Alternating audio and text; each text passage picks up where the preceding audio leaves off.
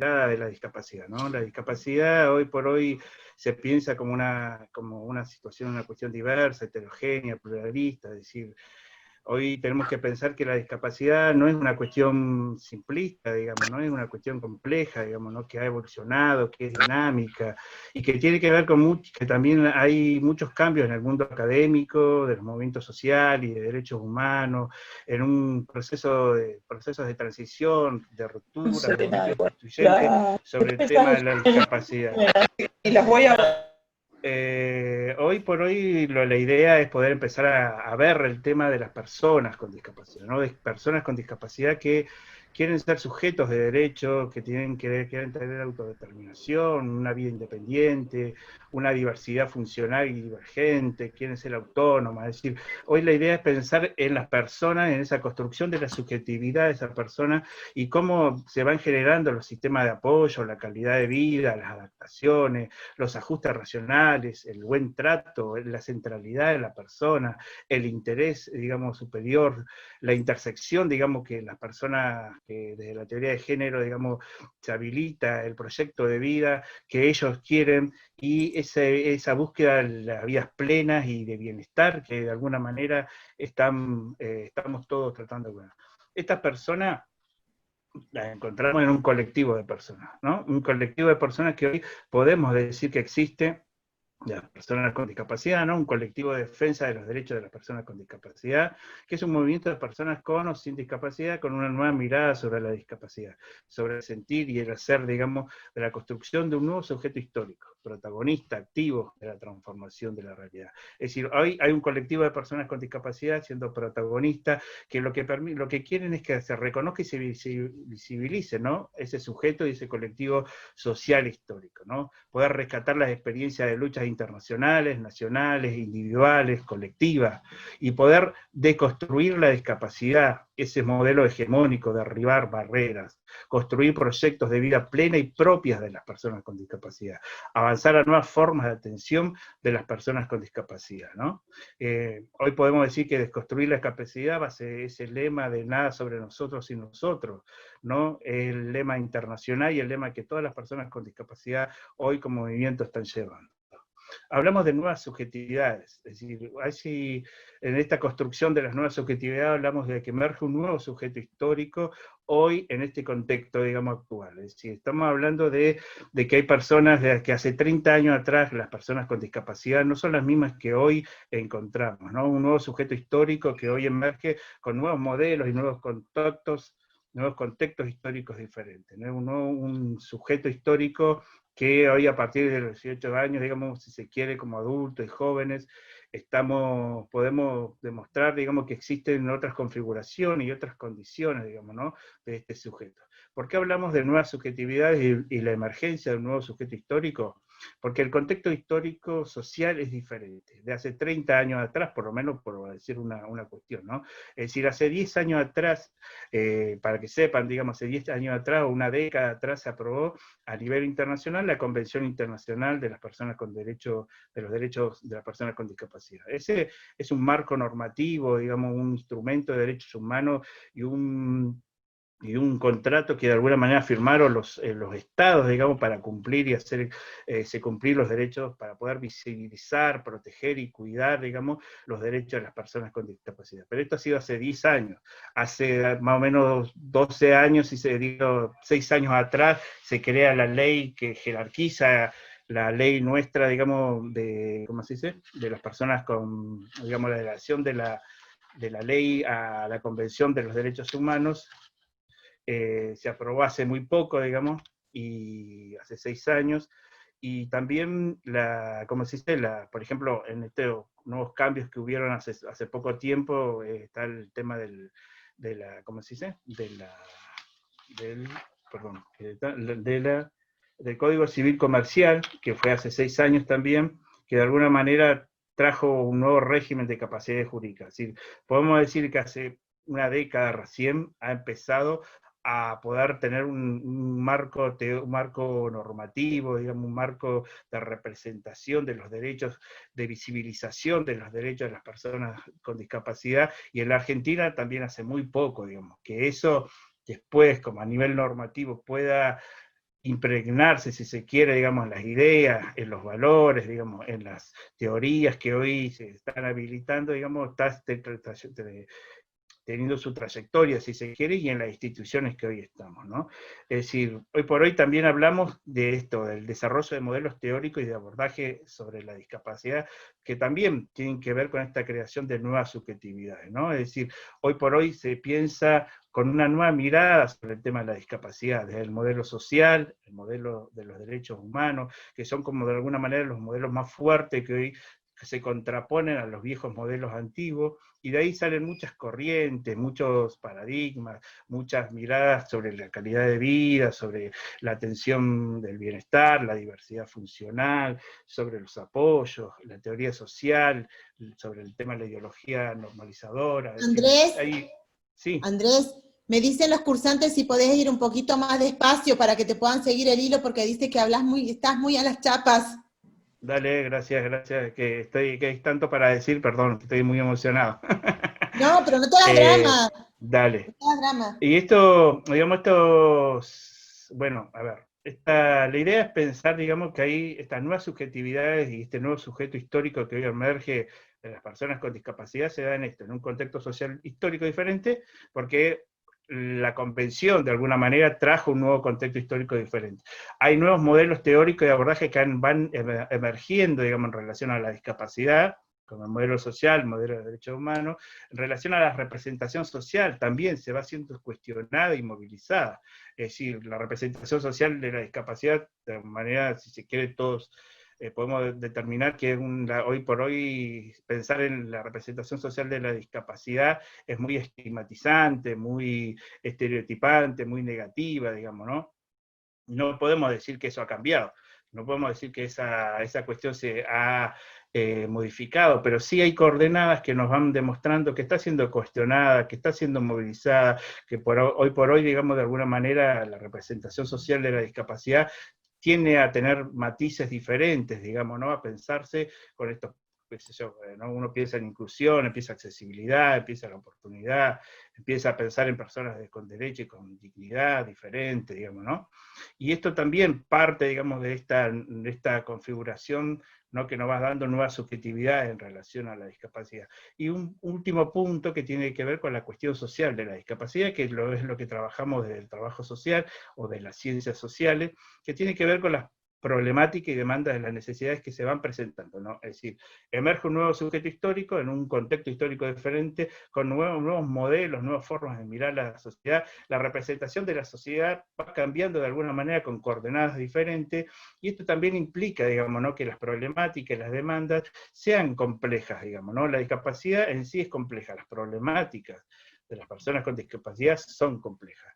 ¿Esto qué implica, digamos, ¿no? Que la complejidad de la discapacidad tiende a necesitar una respuesta mucho más abarcativa, mucho más calificada, una respuesta mucho más jerarquizada. Es decir, hoy por hoy la demanda y las necesidades son las mismas que hace 20 o 30 años atrás de las personas con discapacidad, pero la forma en que se presentan, la forma en que se presiona, la forma en que se quiere requerir una respuesta, digamos, ha cambiado, digamos, ¿no? Esos sujetos son diferentes, hoy hay mayor intensidad, si se quiere, para poder generar una demanda, por pedir una respuesta, y las problemáticas se complejizan porque la sociedad misma, digamos, también en su contexto social, histórico, si se quiere, y económico también. ¿Esto qué implica? Digamos, que los servicios y la respuesta a esa cuestión social de la discapacidad, pensar esa discapacidad como problemática social, también implica que los servicios se tengan que jerarquizar, que se tengan que calificar de alguna manera y formar de otra manera diferente con estos nuevos encuadres teóricos, con estos contextos diferentes, con estos nuevos sujetos que aparecen.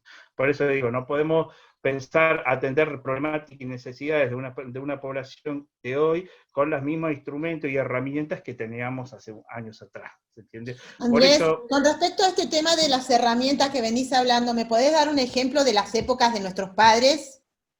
a eso iba, ¿viste? Acá hay, digamos, este proceso de transición y ruptura, digamos, para hablar de esos, de cómo, digamos, se atendían o las herramientas que habían anteriormente, digamos, y esto no pensado desde una cuestión maliciosa, ¿no? Es decir, la idea es pensar, digamos, que, digamos, existía existía hace 20 o 30 años atrás, generalmente como algo imperante y que no había mucha otra mirada, lo que se conoce como el modelo médico rehabilitante, el paradigma del déficit y las lógicas dominantes, ¿no?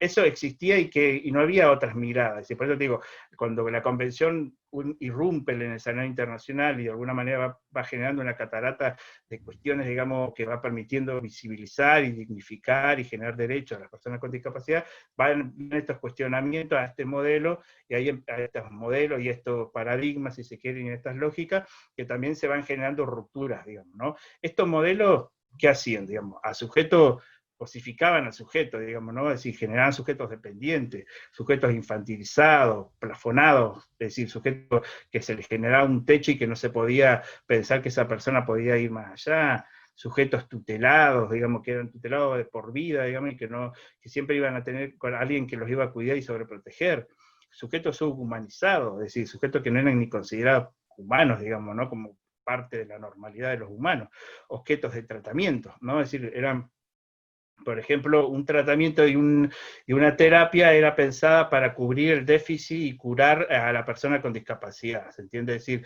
todas las herramientas y los recursos con los modelos médicos rehabilitantes y los paradigmas de déficit siempre tienden a poder, digamos, compensar la falta de la persona con discapacidad, porque la responsabilidad de la discapacidad era de la persona, es decir, estaba en lo que le faltaba, en la cuestión de la patología o la enfermedad, digamos, ¿no? Todo tenía que ver con tratamientos rehabilitantes, digamos, tratamientos, digamos, que pensaban a la persona como objeto de tratamiento, es decir, no es que se le preguntaba, no es que se le, digamos, se le consultaba, o si bien podía haber un consenso, digamos, pero digo, siempre fueron tratados como cosas, digamos, ¿no?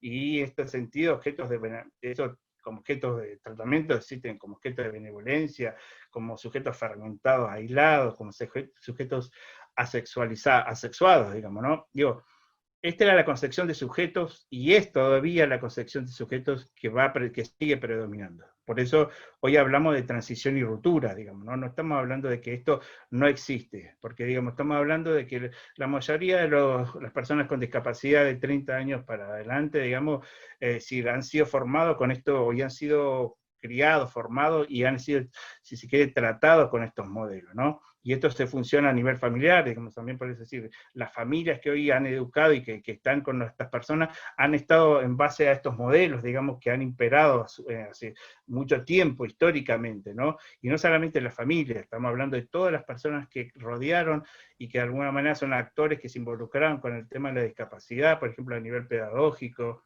a nivel judicial, a nivel educativo, a nivel clínico, a nivel sanitario, asistencial y político. Todas esas personas también fueron formadas por estos modelos y que hoy por hoy son los que también terminan decidiendo, digamos, cosas actualmente. Es decir, hay personas que hoy actúan en el campo de la discapacidad, que han sido formados en esos modelos y que muchas veces no se cuestionan, o por lo menos adquieren a nivel teórico, ideológico, digo, utópico, algunas ideas sobre lo que es nuevo de la discapacidad, pero en la práctica no cambian la concepción del sujeto, o no tratan de construir un sujeto diferente, o tratan a estas personas, a las personas con discapacidad de una manera como las que yo recién mencionaba, digamos, ¿no? Es decir, por eso esta idea de desconstrucción de la discapacidad. La idea de construcción de la discapacidad viene de la idea del feminismo, ¿no? El feminismo que nos plantea la deconstrucción de la masculinidad, digamos, del cuestionamiento del patriarcado, las teorías de género, de alguna manera, que nos han enseñado, digamos, que la intersección de capas y capas de opresión y discriminación y de injusticia que han vivido las mujeres, digamos, que también pueden ser tomadas, digamos, para pensar el tema de la discapacidad. Y en esto de la desconstrucción de la discapacidad, sí, tiene que ver ese sentido, de pensar, digamos, esta transición y esa necesidad de rupturas, digamos, pero en todos los órdenes en relación a desconstruir estos conceptos de discapacidad que existían, ¿no? Yo por eso menciono que la idea es poder desconstruir la discapacidad a nivel personal, de grupos primarios y secundarios, y familia, y comunidad, y sociedad, es decir, a nivel de todas las dimensiones, a nivel de pensamientos, sentimientos, interacciones, vínculos, conductas, prácticas sociales, desde una postura reflexiva, crítica, ¿no? Con una mirada histórica de la discapacidad que incluya el futuro, digamos, ¿no? Porque generalmente el futuro es lo que más se deja, digamos, al lado, digamos, cuando se piensa en la historia de la discapacidad. El rescatar las experiencias singulares de las personas con discapacidad, de su realidad, de su trayectoria, y desde un pensamiento ético-político, digamos, que tiene que ver con tomar una postura con valores. Es decir, nosotros, a ver, si nosotros no nos ponemos a nivel personal primeramente a poder pensar cómo nos sentimos, cómo actuamos, cómo pensamos cuando vemos una persona con discapacidad, es decir, si nosotros no nos cuestionamos, si se quiere, la idea de normalidad, de la ideología de la normalidad, de la idea del capacitismo, digamos, y la meritocracia, como esa exigencia para las personas con discapacidad, que muchas veces, digamos, se le exige ser capaces, digamos, productivas, digamos, para insertarse en un el mundo laboral que muchas veces no le da oportunidades. Es decir, si uno no se cuestiona el fragmentismo, la fragmentación y la individualidad que existe, o esas ideas fatalistas y trágicas de la discapacidad, o esas ideas utópicas y románticas que a veces alientan como una idea romántica de la discapacidad, digamos, que pueden mejorar y pueden cambiar, pero si su realidad no cambia, es como un aliento individual y que no, y que realmente, digamos, genera más frustración y opresión para las personas. Es decir, a nivel personal tenemos que cambiar muchas cosas, digamos, ¿no? Y esto en la familia y en los vínculos más cercanos, pero a nivel colectivo también, si se quiere, digamos, funciona esta cuestión de los mecanismos que se activan con el tema de la estereotipación, la estigmatización, ¿no? Con estos mecanismos que se activan para discriminar a las personas, que hoy por hoy podemos pensar, digamos, con estos nuevos marcos que existen, que hay de alguna manera, por así decirlo, una mayor sensibilidad, digamos, pública, a no tratar, por ejemplo, a una persona con discapacidad horriblemente. Si no vamos a encontrar dentro de institución o dentro, digamos, de la sociedad, formas muy crueles de trato o de discriminación. Hay un nivel de tolerancia que se está elevando, si se quiere, y que hay un poco de mayor sensibilidad a nivel colectivo de sociedad en relación al trato de las personas con discapacidad. Pero esto no se traduce a nivel privado, es decir, lo que pasa en la familia, lo que pasa en los pequeños grupos, digamos, muchas veces, o lo que pasa en pequeños circuitos, digamos, siguen reproduciendo, ¿no?, mecanismos de estigmatización, de negación, por lo menos de proyección negativa a las personas con discapacidad. Por eso, digamos, es necesario generar nuestra tendencia con una postura crítica reflexiva de que es necesario deconstruir la discapacidad, pensando históricamente cómo han sido tratadas las personas con discapacidad, históricamente cómo están las personas con discapacidad, y que requieren construir un futuro diferente, ¿no? Que requieren y se merecen tener un futuro diferente, ¿no? Hoy por hoy, si se quiere, lo que impera, digamos, algunas definiciones sobre discapacidad, son dos cosas breves que tienen que ver con la Convención de los Derechos de las Personas con Discapacidad y con la concepción del CIF, de la Organización Mundial de la Discapacidad. Digamos, son dos cosas que quería mostrar porque son como de alguna manera para definir el tema de la discapacidad, donde ustedes quieran buscar, digamos, como más normativo, más general, las definiciones de discapacidad. Digo, de ahí entran después diferentes corrientes, diferentes posturas, diferentes paradigmas, diferentes marcos epistémicos que van a hablar de las discapacidades de otros contornos, ¿no? Hoy por hoy la convención, digamos, te plantea que la discapacidad es un concepto que evoluciona, cultural y social, que tiene una relación entre lo que es el persona, el déficit y las barreras actitudinales y el entorno, y el CIF, digamos, es una clasificación internacional del funcionamiento de las personas con discapacidad y la salud, que tiene que ver con la Organización Mundial de la Salud, ¿no? Es decir, el CIP, ¿por qué es importante? Con el CIP, digamos, se dan las variables y los parámetros que hoy por hoy, lo que todos conocemos por el CUP, es decir, el famoso certificado de discapacidad, se da a través, digamos, de lo que se marca desde el CIP, que es como un sistema de clasificación internacional, que a nivel nacional después se generan normativas nacionales, para la cual después los equipos que hacen las evaluaciones para entregar un certificado de discapacidad se adhieren, digamos, ¿no?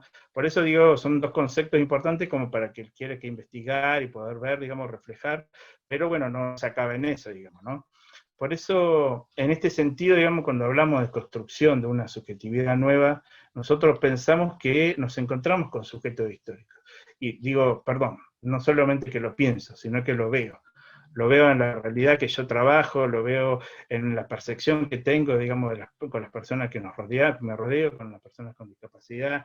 Es decir, uno puede ver, digamos, que hay nuevos sujetos históricos, que son parte del sujeto de los 30, hace 30 años atrás, pero también son sujetos que se están moldeando y se están generando en una manera, digamos, de verse, de percibirse y de tratarse, ¿no? Digamos, decir, personas, sujetos que quieren respeto a su dignidad, que se consideran sujetos de derecho, que usan las nuevas tecnologías como nadie las usa, que las requieren y que las potencian, digamos, sujetos que transforman la realidad, que son protagonistas y capaces de transformar esa realidad que antes no lo hacían, nuevas singularidades que se van conformando en lo propio de cada experiencia que va construyendo un proyecto de vida diferente, personas que se autocuidan y cuidan sus colectivos, sus grupos, personas más conscientes y movilizadas, personas que generan un orgullo disca, digamos, se llama, digamos, hay una concepción del orgullo disca, digamos, de personas que de un movimiento de orgullo, digamos, de su discapacidad, digamos, personas que son críticas, digamos, sobre los contornos, más críticas de todo lo que está pasando, que antes no se cuestionaban, digamos, que tal vez muchas cosas. Personas reconstruidas y ensamblados. Yo le digo ensamblado a los que usamos prótesis, como yo que tengo como se dice, un audífono, digamos, nos ensamblamos con tecnología, digamos, para poder mejorar y potenciarnos, ¿no? Digamos, y otros que han sido reconstruidos a partir de una experiencia de la discapacidad, qué sé yo, a través de un accidente, por ejemplo, y que tuvo una situación que quedó con una limitación, una restricción, digamos, y ha tenido que reconstruir su vida a partir de la discapacidad adquirida, si se quiere, y ha empezado a tener una dimensión diferente sobre su proyecto de vida y los cambios que se han generado en torno. Personas divergentes, este es un concepto también muy no novedoso, pero digo, unas personas que están, de alguna manera, son cuestionadoras, digamos, divergentes de la idea de discapacidad que predomina, digamos, ¿no? Personas que requieren y quieren autonomía, es decir, que luchan, digamos, por procesos de autonomía pensada, digamos, en la autonomía de poder funcionar y participar, digamos, ¿no?, de los ciclos vitales y la cotidianidad, pero, digamos, dentro de este proyecto de autodeterminación, de búsqueda de bienestar, ¿no? Personas que demandan y se hacen escuchar, digamos, en eso en nuestro servicio tenemos un montón, digamos, de personas que hoy por hoy tienen una intensidad de la escucha y de la escucha de la demanda y de la presión, digamos, muy diferente a lo que era años atrás, digamos, y que también se reconoce eso, digamos, ¿no? Y esas personas, digamos, que antes capaz que se quedaban calladas y que hoy, a ver, yo cuando digo esto no digo que todo, no es una generalidad, estoy hablando de nuevo, de algunos matices y de algunos nuevos sujetos que aparecen, digamos, y que van juntando, digamos, y van acumulando experiencias, van acumulando lucha. Generalmente hay muchas personas con discapacidad que son muy calladas, muy silenciadas, que no tienen o que han sido formadas, por eso te digo, en estos modelos de hace muchos años atrás, y son silenciadas y no tienen esa capacidad crítica o poder imponerse o poder salir a movilizar y a buscar recursos o resolución de sus problemas, digamos, ¿no? Digamos, por eso, digamos, la idea de pensar, digamos, esta construcción de subjetividad de nuevos sujetos nos exige a nosotros, digamos, poder pensar, digamos, la atención de las personas con discapacidad también desde otra manera, ¿no? Esta concepción de sujetos de personas. Tenemos que tener esa concepción de sujetos de personas con los que estamos tratando, de lo que fueron y con los que estamos rodeados actualmente. Tener esa percepción y esa caracterización. Tener una visión de la discapacidad clara. Digamos, nuestra visión de la discapacidad está anclada a modelos antiguos, digamos, o se está abriendo, estamos buscando una nueva visión de la discapacidad que aporte a la construcción, digamos, a algo diferente. Nuestras intervenciones, ¿qué finalidad tiene nuestra intervención, no? ¿Qué hacemos? No es lo mismo hacer digamos, como decimos nosotros a veces, vos no das un aporte económico, nosotros en nuestro servicio damos aporte económico, no das un aporte económico para cubrir una necesidad asistencial, no, un aporte económico para nosotros es un apoyo, digamos, que de alguna manera sirve para mejorar la calidad de vida, para contener y de ahí trabajar montones de cuestiones, por ejemplo, de la intervención nuestra, digamos, en nuestro servicio, que nos permiten habilitar la resolución y el sostenimiento de otros procesos, digamos, que tiene la persona con discapacidad en su momento singular de la vida, ¿no? Pero que también eso sea una práctica transformadora y dignificante. Como creo que eso es transversal, porque digo, todo esto, si no sirve para transformar y dignificar, digamos, si se quiere, la realidad de las personas con discapacidad, queda en algo utópico, queda en algo retrógrado, queda en algo teórico, si se quiere, digamos, o burocrático, y no permite, digamos, que exista una práctica liberadora, una práctica transformadora de las condiciones de vida de las personas con discapacidad y de esta construcción subjetiva del sujeto. ¿No? Por eso estamos nosotros encargados en la atención que realizamos con personas con discapacidad, construir singularidades y subjetividades nuevas, digamos, que tengan que ver con estos entornos, que mejoren, digamos, la idea de un sujeto que tenga potencialidad, que se desarrolle, que tenga una concepción de sujeto de derecho, que tenga dignidad, que mejore su calidad de vida, ¿no? Ahí nos encontramos con montones de herramientas, recursos e instrumentos que necesitamos ir acomodando, que necesitamos ir adaptando, que necesitamos ir creando, porque hay muchas cosas que no están creadas, hay mucho, digamos, tienen que tener en cuenta, como yo decía recién, muchos profesionales, digamos, que se forman, que por ejemplo en mi caso, y mucha gente, actores que trabajan en el tema de discapacidad, han sido formados o impregnados con los modelos que estaban imperando en la sociedad. Muchos no han tenido formación en discapacidad, no existe mucha formación en discapacidad. Son muy pocas las personas que se forman en discapacidad, que por ejemplo trabajan en una escuela especial, en algo puntual, pero a nivel de, qué sé yo, la gente, abogados, médicos, o otras personas, digamos, que por lo menos tengan una mirada a la discapacidad y se formen en eso, digamos, son muy pocos, digamos. Por eso, digamos, en esto de los recursos, herramientas e instrumentos, digamos, vamos no inventando, sino creando, diseñando, acomodando, vamos en relación a esta nueva cuestión social de la discapacidad, pudiendo mejorar, digamos, nuestra atención y nuestros recursos, y que nos exija a nosotros eso, digamos, ¿no? Poder buscar qué es un apoyo, digamos, que necesitar, qué es una adaptación, digamos, cuál es el ajuste más razonable, cuál es la forma de que accede y el buen trato que requiere. Hay un montón de cuestiones que están en esto de la construcción y hay mucho material también para buscar. Y una mirada crítica, evaluativa de la práctica, en esto de la atención, es sumamente importante. Es decir, en España, digamos, hay muchas teorías, digamos, muchos modelos de atención que plantean, digamos, que es necesario tener una mirada crítica y evaluativa de las prácticas, de cómo hacemos las cosas. Si nosotros no nos cuestionamos constantemente de cómo estamos haciendo las cosas en relación a esto que planteaba, las rupturas y las transiciones, si nosotros no nos cuestionamos de cómo estamos tratando a la persona con discapacidad, si nosotros creemos que lo que hacemos está bien, digamos, y la persona con discapacidad sigue igual como si nada, digamos, hay como un obstáculo, como hay una mirada sesgada, o como hay algo que no quiere cambiar, digamos, en relación a la atención.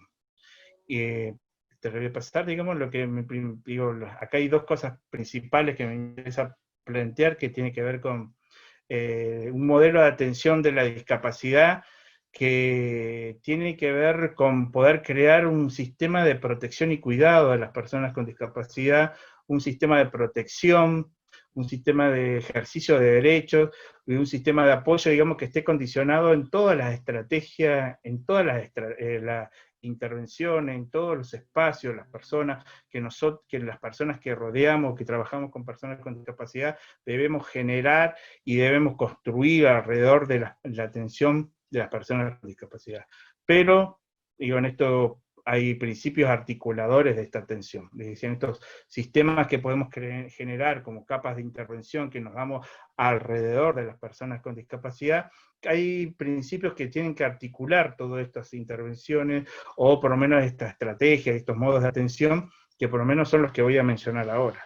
Es decir, la idea de un enfoque de derechos, es decir, trabajamos de un enfoque de derechos con ciudadanía, digo, pensando en ciudadanía plena, ¿no? Es decir, son enfoques de derechos que tienen que ver con la Convención Internacional de los Derechos de las Personas con Discapacidad, con los principios, digamos, de la Convención, que es la no discriminación, la participación, la igualdad de oportunidades, dignidad, autodeterminación, accesibilidad. Eso está toda la Convención, hay que leerla, hay que trabajarla, hay que formarla. Es decir, un enfoque de derechos, como hay en otras disciplinas que se abordan, por ejemplo, la vejez, el tema de la cuestión de los derechos de los niños, digamos, el enfoque de derechos es una perspectiva, digamos, amplia, digamos, y que tiene que estar acomodada a la cuestión de la discapacidad.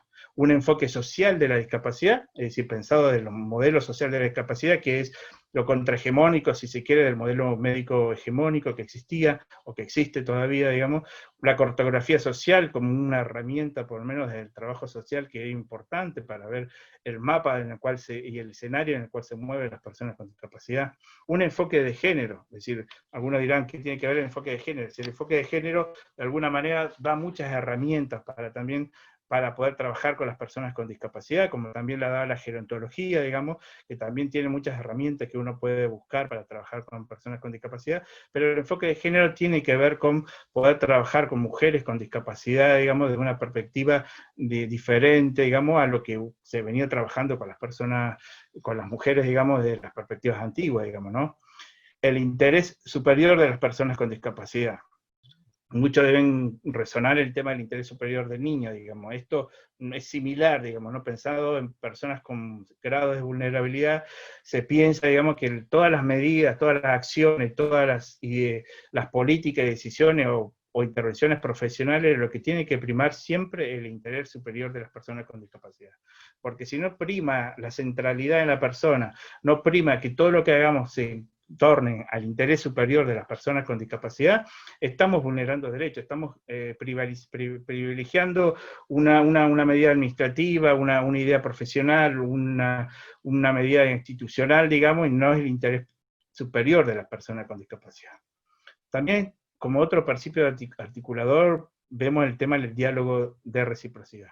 El diálogo de reciprocidad, ¿qué tiene que ver? Digamos, ¿no? En esta idea de la escucha activa, que uno establece una relación de diálogo. Cuando yo me relaciono con una persona con discapacidad, la idea no es hacer una relación asimétrica, es decir, yo estoy arriba y la persona con discapacidad está abajo, es decir, la reciprocidad tiene que ver con esto de la otricidad que se dice, que es el trato igualitario hacia la otra persona. Si yo estoy ante una persona con discapacidad y esa persona con discapacidad tiene los mismos derechos igualitarios que yo, tiene las mismas expectativas de calidad de vida, los mismos deseos, las mismas ganas de hacer cosas, digamos, es decir, si nosotros cuando estamos con una persona con discapacidad, la tratamos de manera diferente, no hay reciprocidad. Si nosotros vemos la discapacidad antes que la persona, estamos pensando en estos modelos viejos que se acentúan en la discapacidad y no en la persona.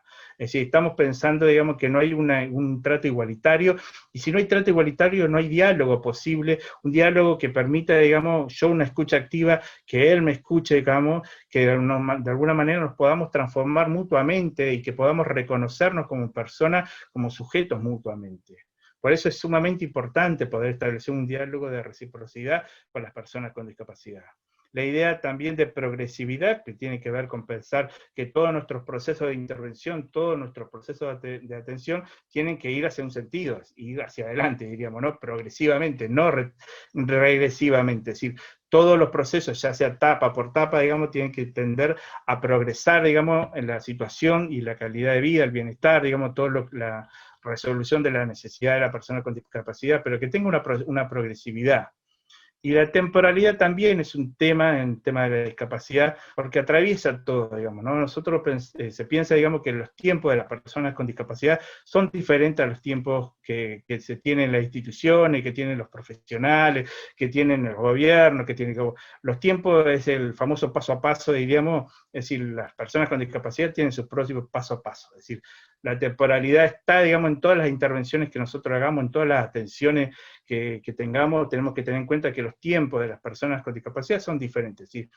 Son diferentes según la singularidad, por eso te digo, hay personas con discapacidad que son más dependientes, más severas, otras que no, digamos, otras que no tienen, que tienen un ritmo mucho más acelerado, que son mucho más activos, más protagonistas, si se quiere, pero digo, es importante tener que el tema de la temporalidad es diferente. La idea de desarrollo sostenido es pensar esto, ¿no? Que la idea no es intervenir en una situación puntual para que esto quede aislado ahí nomás, sino que la persona se pueda desarrollar sostenidamente y mejorar su calidad de vida, su bienestar general, si se quiere, pero con una forma sustentable, es decir, que pueda tener sea protagonista de la autodeterminación, de decidir, de poder tener un trabajo, digamos, tener un estilo de vida, digamos, que pueda sustentar. Es decir, ahí está el tema de la calidad de vida, las condiciones de vida y el estilo de vida. ¿Sí?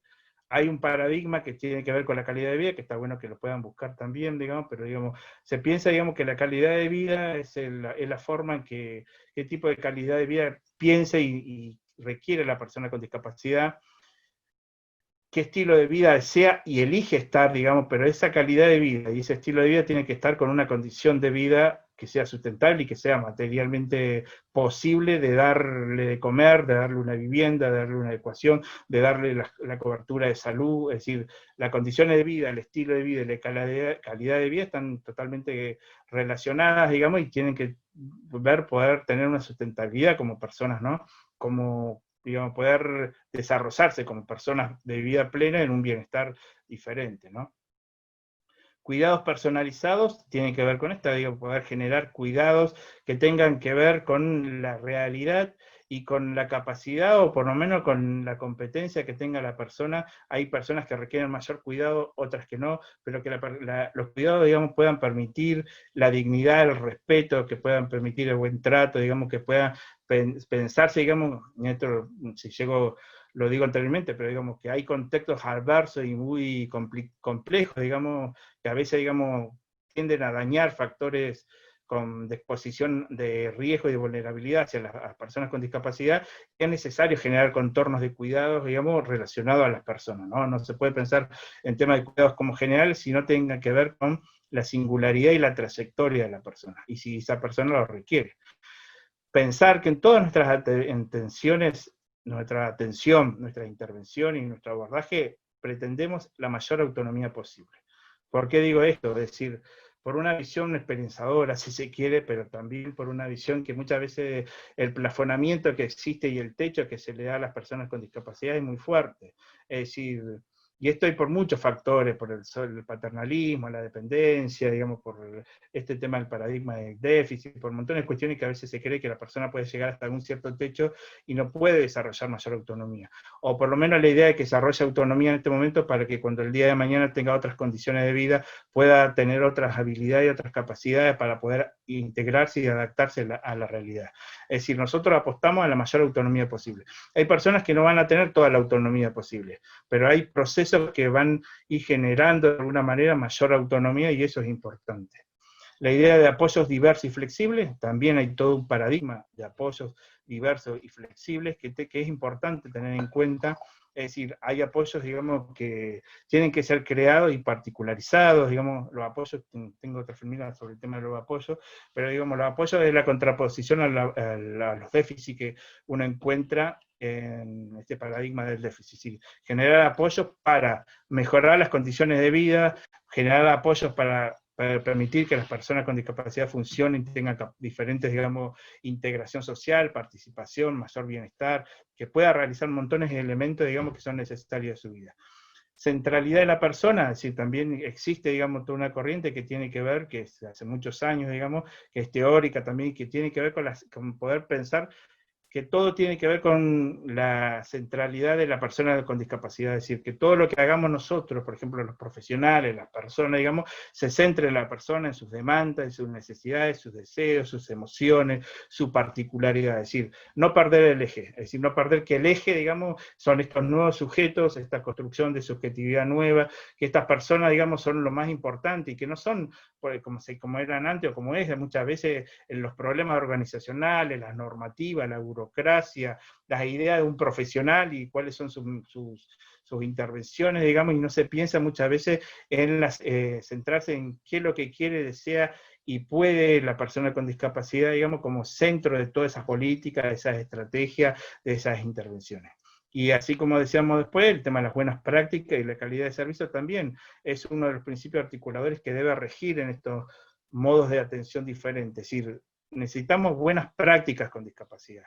Es decir, necesitamos rever nuestras prácticas y pensar estamentos, pensar estándares, digamos, principios que nos digan cuáles son las buenas prácticas de la discapacidad. No podemos seguir reproduciendo malas prácticas, ¿entiendes? Es decir, tiene que haber una manera diferente en relación al trato con las personas con discapacidad, que son un poco de todos estos principios que están involucrados con todos estos principios que hemos dicho, pero que deben generarse en la realidad una práctica transformadora que cambie, digamos, que condiciona al sujeto de otra manera. Si no existe buena práctica, si no existe realidades diferentes, si no existe una realidad que transforme y dignifique, digamos, todo es teórico, todo son ideas abstractas, son marcos teóricos, digamos, que no se cumplen, y que no hacen, y que no promueven, y que no cambian la vida de las personas. Y la calidad de la atención. La calidad de atención es sumamente importante. Es decir, como yo le decía, la cuestión social genera demandas más complejas y una problemática compleja que requiere una calidad de servicio más jerarquizado, más sofisticado. Es decir, necesitamos que la calidad de los servicios que se presta a las personas con discapacidad sean de alguna manera revisados y que se entienda la mejor calidad del servicio, que sea la mejor de la mejor. Para eso ahí están muchos estándares, digamos, de calidad de servicio, digamos, que se usan, digamos, pero es pensar, digamos, que no se pueden tener servicios mediocres o de poco alcance, que siempre tiene que haber mayor recurso, mayor presupuesto, mayor claridad en la conducción de esos servicios, mayor organización y planificación para que la calidad del servicio sea de excelencia. Porque si no, pensamos que una persona, digamos, seguimos sosteniendo que una persona con discapacidad no requiere o no merece tener un servicio de calidad. Y eso es lo que muchas veces pasa, digamos, ¿no? Y esto tiene que ver con este modelo de atención personalizado que le planteaba, que es poder generar un sistema de protección y cuidado, un sistema de ejercicio de derechos, un sistema de apoyo que esté relacionado y que de alguna manera envuelva, digamos, y de alguna manera genere, digamos, si se quiere, un contorno, una organización, una gestión, procesos que se van conectando, intervenciones que se van conectando en relación a la atención. Y que esto involucra no solamente a la persona, por ejemplo, en mi caso profesional que interviene, no, involucra a todo, es decir, tanto el profesional, tanto el administrativo, el operativo, digamos, el jefe de la conducción del servicio, digamos, todos, digamos, tenemos que generar sistemas de protección y cuidado, todos generamos ejercicio de derechos, todos generamos sistemas de apoyo en todos los niveles, digamos, ¿no? Por eso es importante poner en palabras, digamos, que es un modelo de atención de las personas con discapacidad, requiere mayor calificación, mayor formación, mayor dirección, y que apunte a estos puntos que estamos mencionando, ¿no?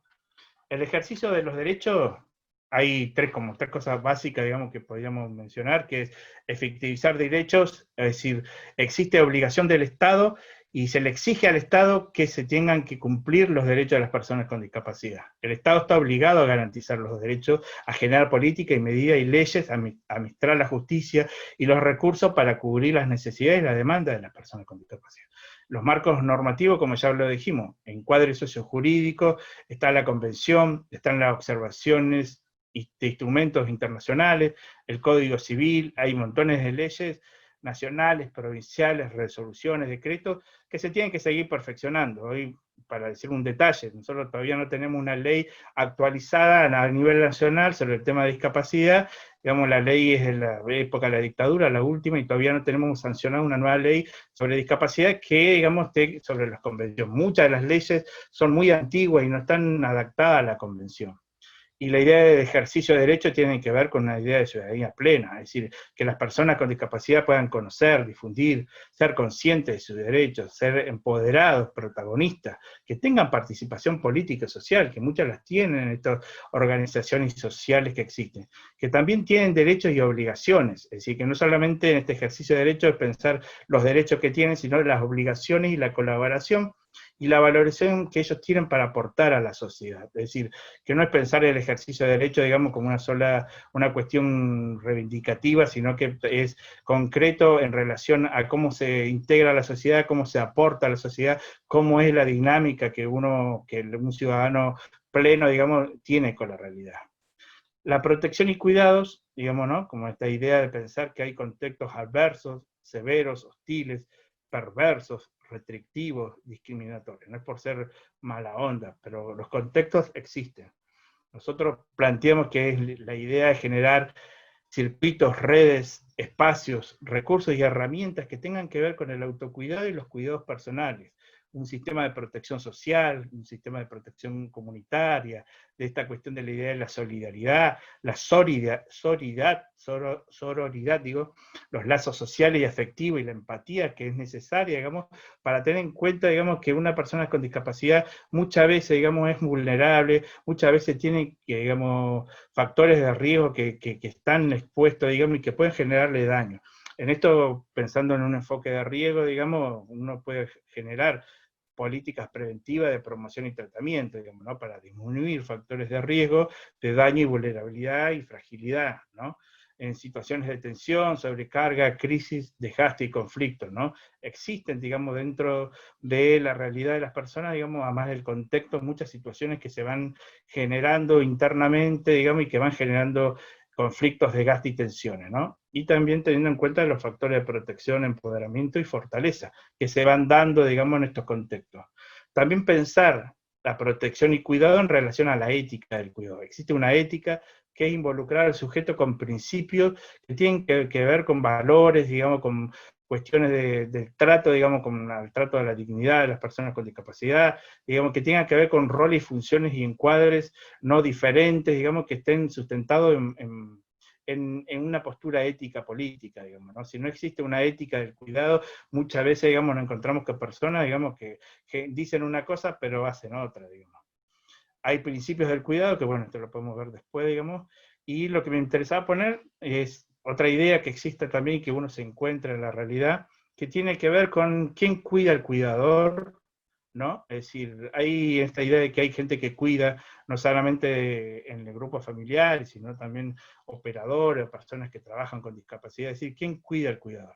Nosotros nos encontramos con procesos de desgaste y exposición psicoemocional y física de muchos cuidadores que en algunas situaciones que atienden a personas con discapacidad, digamos, se ven involucrados por sobrecarga y tensiones, por estrés, sobreinvolucramiento, fatalismo o conflictos, una mirada bastante crítica, porque son muy pragmáticos y no pueden pensar de otra manera, por muchos miedos y incertidumbres. Es decir, los cuidadores muchas veces se ven, y que en este general, digamos, está asociado un poco con la otra idea que está al lado, digamos, que se ven como un proceso de desgaste muy fuerte y de mucha exposición, digamos, que los va limitando y que los va desgastando, ¿no?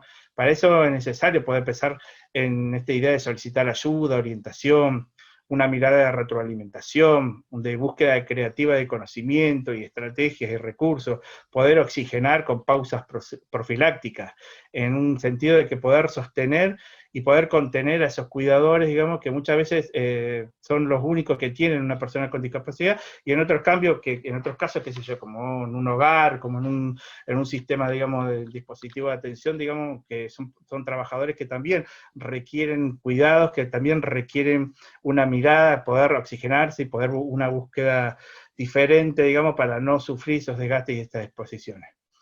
Digamos, acá está asociada también la idea de la feminización de los cuidados de la persona con discapacidad. Nosotros vemos como un fenómeno que existe, digamos, que tiene que ver con muchas mujeres solas que cuidan a sus hijos y que en la cual el varón, por una cuestión de no hacerse cargo, por una cuestión del patriarcado, el machismo, se ha ido, digamos, y ha dejado el cuidado a las personas con discapacidad a cargo de las mujeres, y muchas progenitoras, digamos, ¿no? De sus hijos bueno, que esto, por no haber una distribución y una organización equitativa de roles en la familia, o que no hay políticas públicas que tengan que ver con los cuidados de las personas con discapacidad, o otro tipo de personas, digamos, que también están en salud mental o en la vejez, es decir, organizaciones laborales o marcos normativos que nos permitan generar nuevas políticas de personas que cuidan a estas personas, digamos, muchas veces quedan en mujeres, digamos, progenitoras a cargo de chicos, digamos, de jóvenes, perdón, digamos, o de personas con discapacidad, bueno, que están a capa y espada, digamos, peleando por la dignidad, el bienestar y las necesidades de las personas con discapacidad. Es decir, yo me he encontrado con muchas mamás, digamos, que se movilizan, que son unas luchadoras, que uno en la entrevista puede ver, digamos, ¿no? Que están muy desgastadas, que están sobresaturadas, digamos, que pelean contra molinos de vientos muchas veces, y que realmente, digamos, son ejemplos, digo, no quiero pensarla como ejemplo, pero sí, digamos, digamos, con ese valor y ese coraje, digamos, que imponen, digamos, que tienen que ver mucho con estas historias de lucha que digo, ¿no? Que tienen que ver con el cambio de rol de la mujer en la sociedad, ¿no? Que existe mujeres que las mujeres aprendieron, digo, en la intersección, y la intersección que es un concepto de la cuestión de género sobre las situaciones de injusticia, opresión y desigualdad que existen en las mujeres, digamos, como han empezado a emerger como nuevo sujeto histórico, también más protagonista, luchadora y transformadora.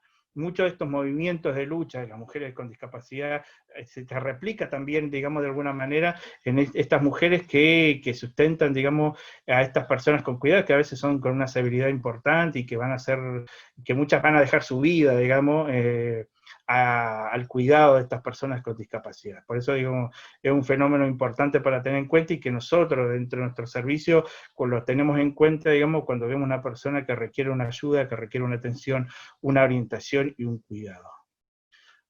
Los apoyos con la discapacidad, digamos, también es todo un paradigma, toda una teoría que es necesario poder pensarla, pero bueno, los apoyos a la discapacidad tienden a permitir rehabilitar, acondicionar, sostener, educar, socializar, aprender, potenciar, incluir, generar procesos subjetivos de las condiciones de vida plenas y apropiadas de las personas con discapacidad. Un apoyo, ¿qué puede ser? Un recurso, una estrategia, un servicio, un lugar, un satisfactor, un facilitador para la persona con discapacidad, algo que lo potencie, una tecnología, digamos, un audífono como uso yo, digamos, un vínculo, una red social, una aplicación de estos dispositivos actuales, digamos, hay diferentes formas de apoyo que dependen también de la necesidad, de la circunstancia y la realidad de la persona para que lo requiera. Es decir, los apoyos tienen que ver con estas dimensiones que tienen que ver con potenciar derechos, la participación, generar autodeterminación, generar un bienestar físico,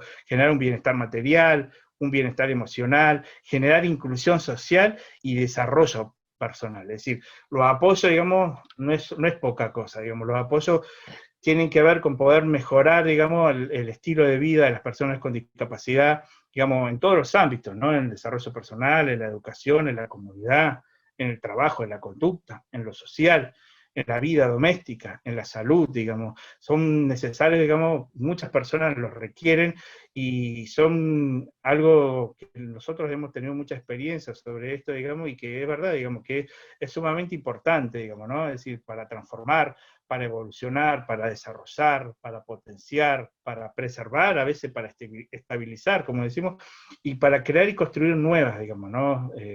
Realidades de las personas, ¿no? Ahí lo que decimos al cuadro, la idea es pensar que todos los apoyos tienen que ver con integración satisfactoria, con poder planificar la economía, por generar vínculos sociales, un apoyo genera un apoyo en la conducta, un apoyo se requiere para una capacidad de gestión, por ejemplo, para acceder a un servicio, para la atención de salud, para lograr metas y promociones a metas personales, para acceder a recursos públicos, para generar condiciones y relaciones laborales adecuadas y adaptadas, por ejemplo, para que una persona se inserte laboralmente, para poder tener viviendas integradas, sostenidas, para poder tener las actividades domésticas que uno pueda realizar funcionalmente, para lograr una vida independiente, sustentable, para generar autonomía y autodeterminación.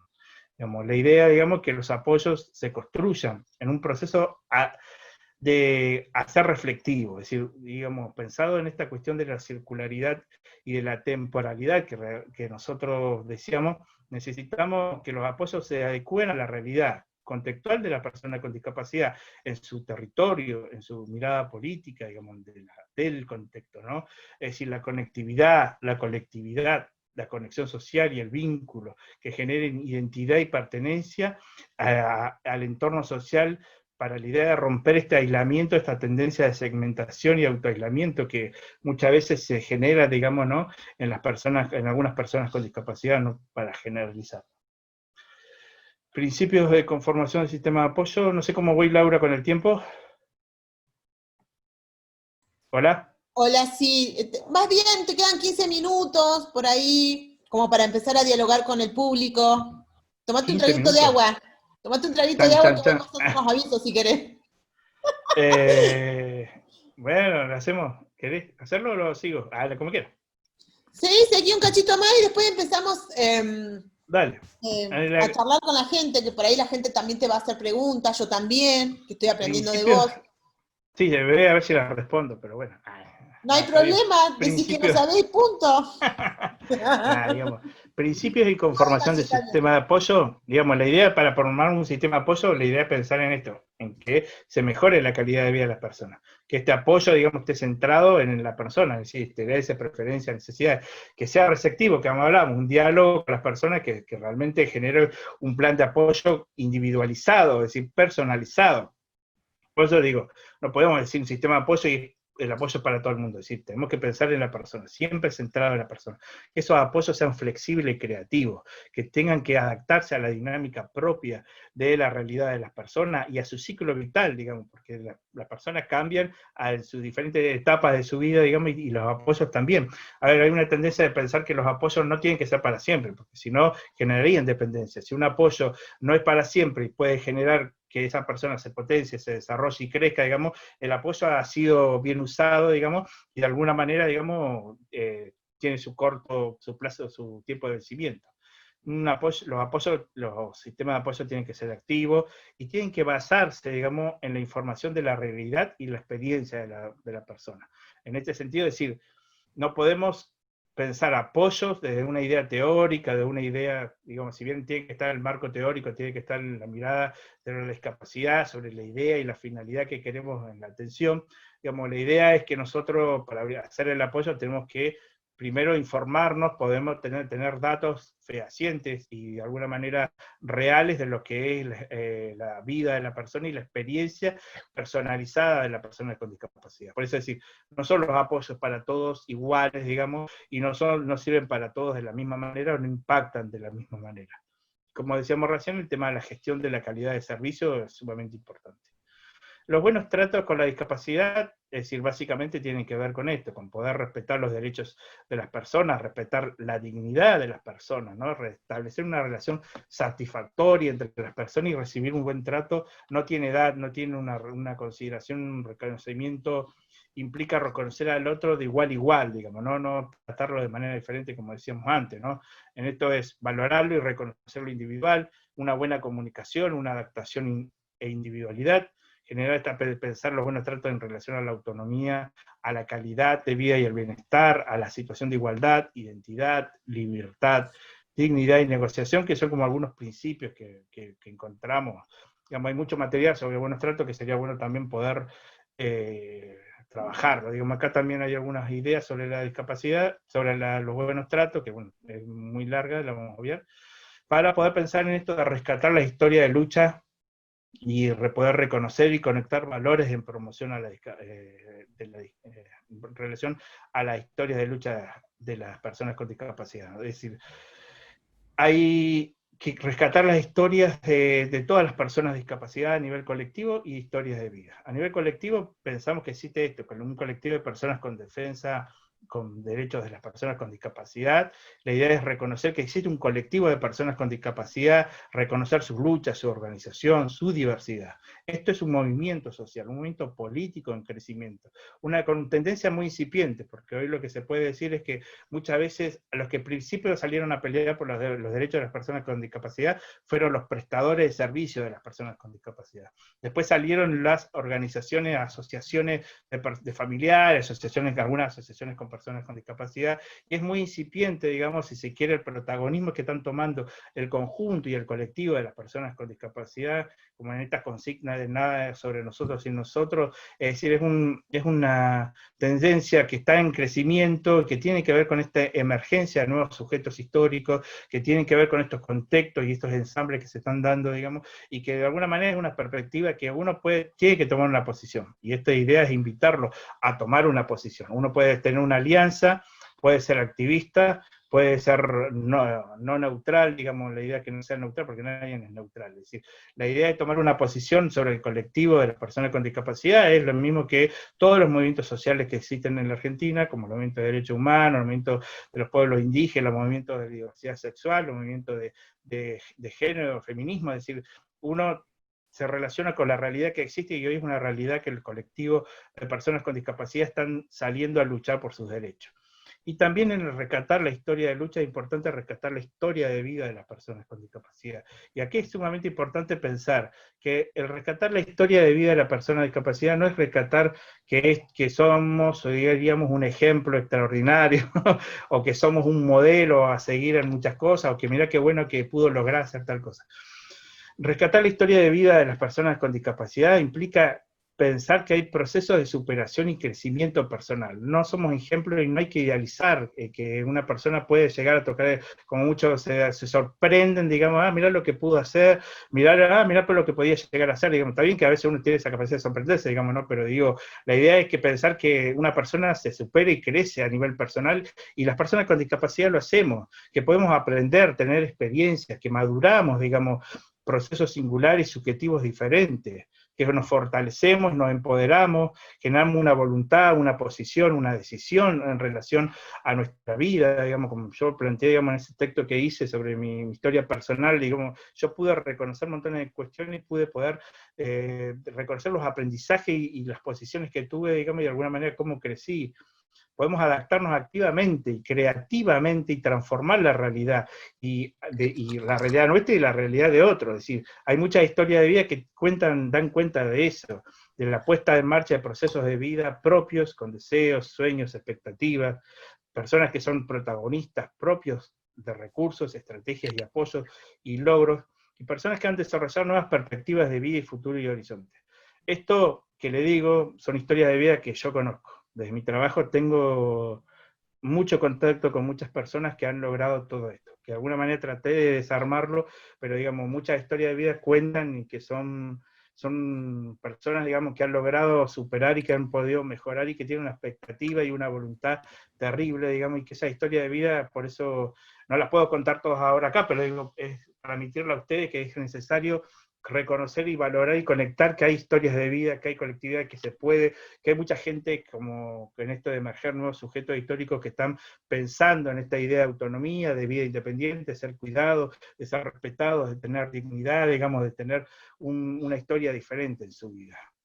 Y nosotros nos vamos reconstruyendo, es decir, yo reconstruyendo, digamos, esto lo planteo en este escrito que hice, porque reconstruimos por los que sufren y han sufrido por su discapacidad, por los jóvenes que luchan todos los días en su silla de ruedas, en su bastón, su limitación cognitiva, su diversidad funcional, su prótesis, sus restricciones, por los que no han salido del closet, de la parálisis, del aislamiento, de la vergüenza, de la bronca acumulada, por las mujeres que no han podido criar a sus hijos, por los que desean y no las han dejado, no pueden, por las madres que luchan por sus hijos a capa y espada contra molinos de viento, contra toda tempestad, y brillan hasta apagarse, digamos, por todos los que alcanzamos, por todos los que no alcanzamos a ayudar a tiempo ante las adversidades, los conflictos, los contextos de riesgo, la desidia, las malicias, por los que nos han enseñado a luchar, esa voluntad de los desplazados, la firme convicción de los que caminan,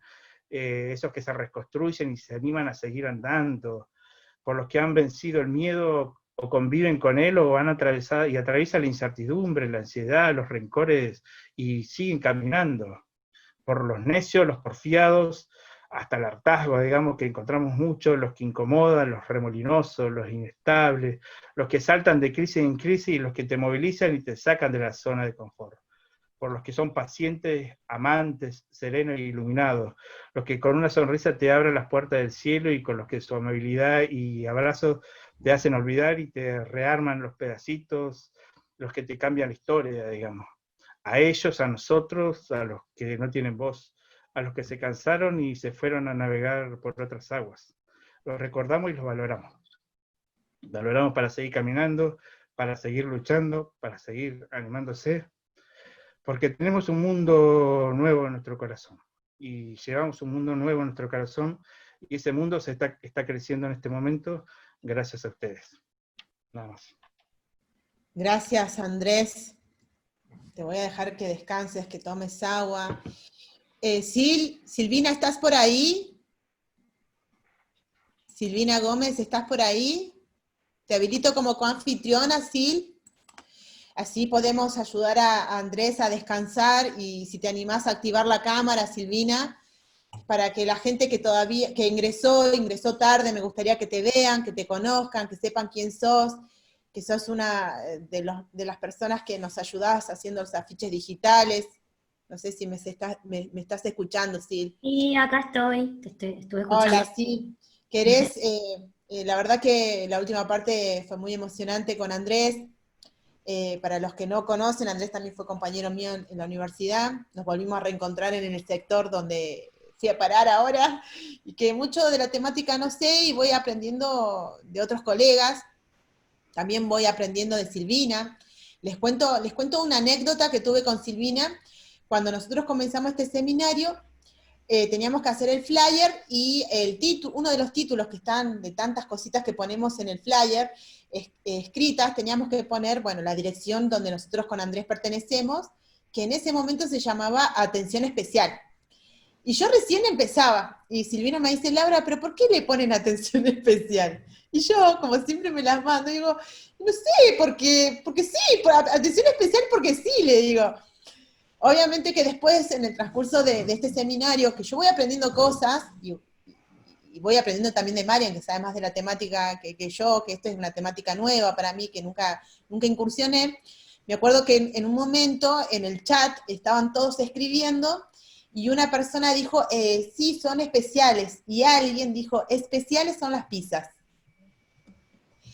A mí me encantó, me movilizó y me quedó, y después nosotros pudimos sacarle ese título de atención especial, y un día le digo a Silvi, porque con Silvi nos comunicamos siempre, generalmente los viernes, o cada uno o 2 días en la semana, porque es la que nos hace la renovación del flyer, mostrándole quién va a ser el nuevo disertante, y un día le digo, bueno, ya está, ya averigüé, le sacamos la parte especial, que por ahí los términos, las palabras dicen muchas cosas, y a veces uno no entiende que ciertas palabras movilizan, y bueno, esto es parte de mi aprendizaje también, que cada 2 por 3 le pregunto a Andrés, cuando estábamos por hacer el flyer de esta disertación, también yo quería meter un montón de palabras, y Andrés me decía, esto no es así, esto sí, esto no. Y bueno, yo me río de mis debilidades, de mis errores, porque fui aprendiendo también a reírme de las cosas que hago mal.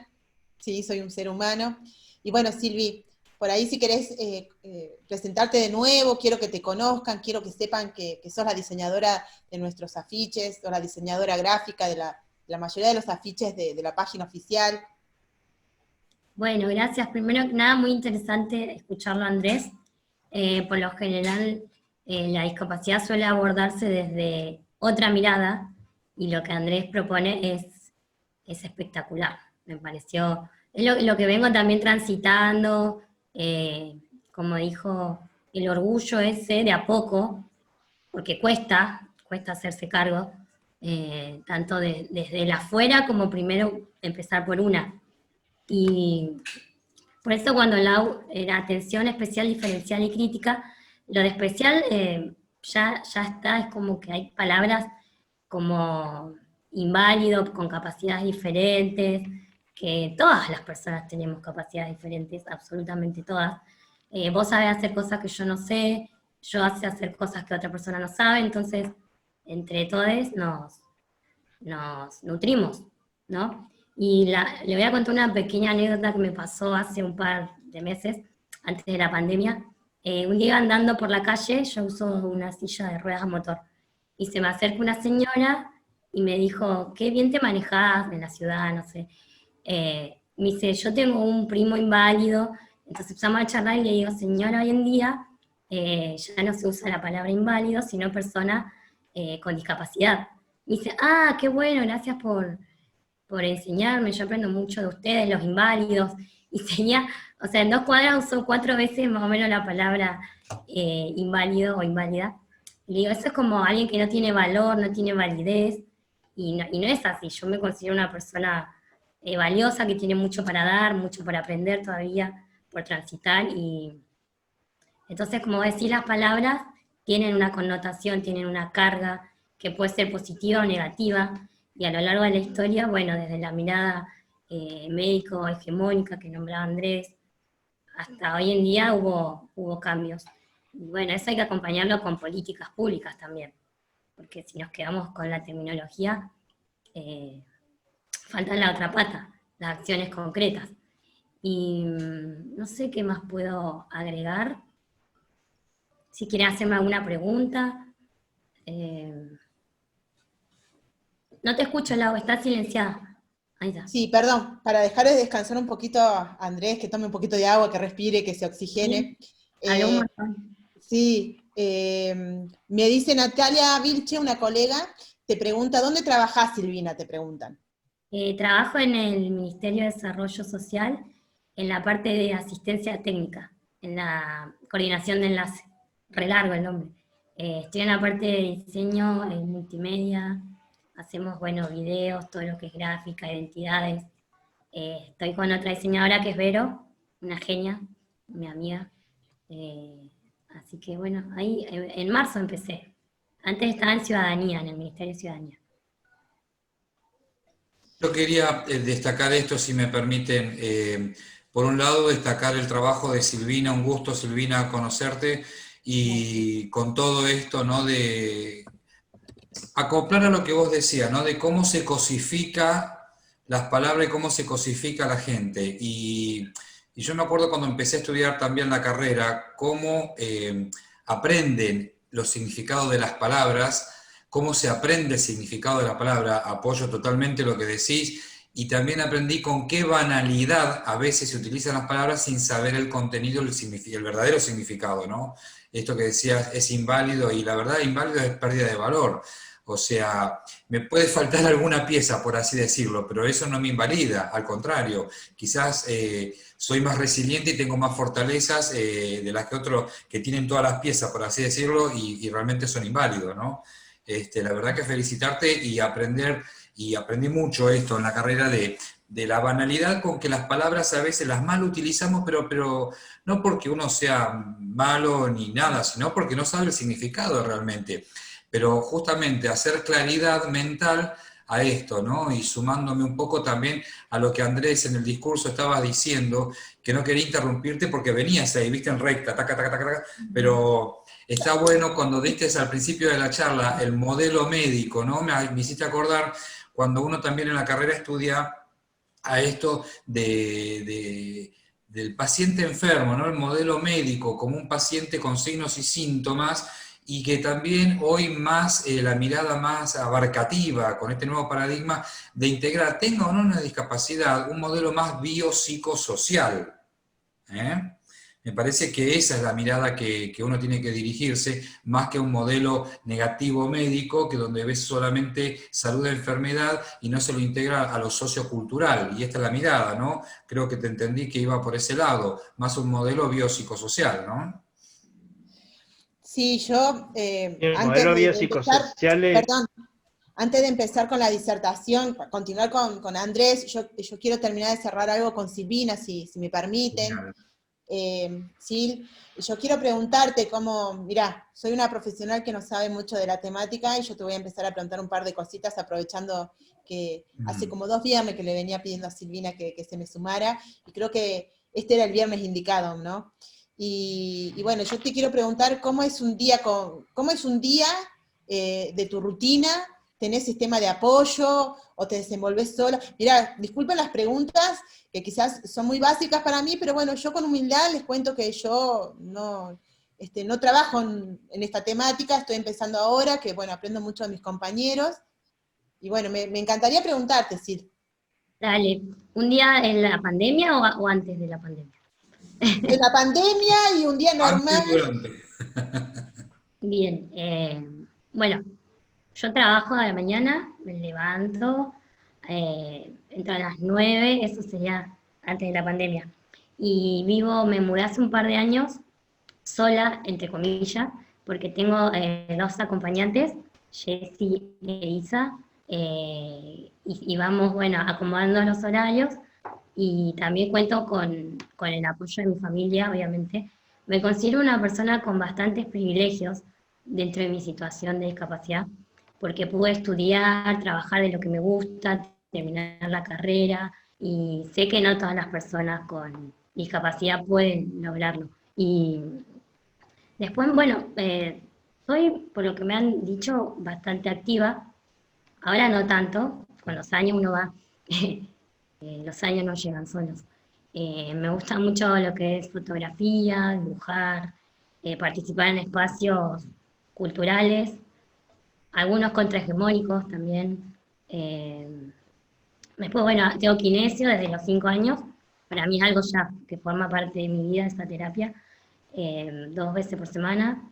Lo pude ver yendo a la universidad, participar en la comisión de accesibilidad, que muchas veces los estudiantes ingresan, pero no permanecen. Pues ya de por sí la universidad es un mundo, es complicado y en una situación de discapacidad aún más. Y, por ejemplo, me acuerdo un caso que estaba la intérprete, pero tenía como 3 meses de retraso en pagarle. Entonces eso genera también una carga a la persona con discapacidad y del otro lado también, y es complejo, no es tan simple. Bueno,